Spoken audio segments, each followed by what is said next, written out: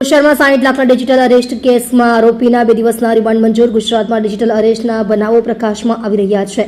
આ પ્રકારના બનાવોમાં સુરતમાંથી એક આરોપીને ઝડપી લેવામાં આવ્યો છે. પોલીસે 60,14,000ના ગુનામાં પ્રતીક શુક્લાને ઝડપી પાડ્યો છે. સાયબર ક્રાઇમ સેલની તપાસમાં આરોપી ઝડપાયો છે. આ ગુનામાં અગાઉ પોલીસે અંકુર નામના શખ્સને ઝડપ્યો હતો. તેણે બેંક એકાઉન્ટ ભાડે આપ્યું હતું. આરોપીના 2 દિવસના રિમાન્ડ મંજૂર કરાયા છે. સુરતમાં ડિજિટલ અરેસ્ટમાં આરોપી ઝડપાયો.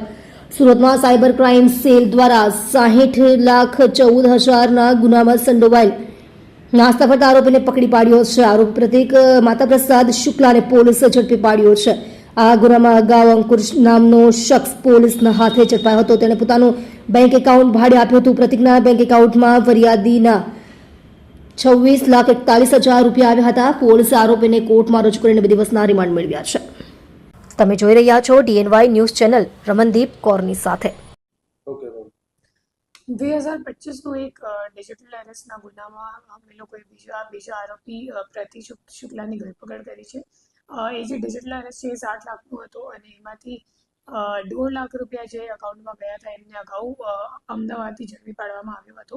એમનું નામ હતું અંકુર કુશવાહા અને અત્યારે જે આરોપી છે એને અંકુર કુશવાહાથી એકાઉન્ટ લીધેલી હતી કમિશન માટે. અને એ જે પ્રતીક શુક્લા છે અત્યારનો જે આરોપી છે એ હરિયાણામાં જે મુખ્ય ગેંગ ઇન્ડિયાથી કામ કરે છે એમને અકાઉન્ટ અને અકાઉન્ટની ડિટેલ્સ આપવાનું કામ કરતો હતો.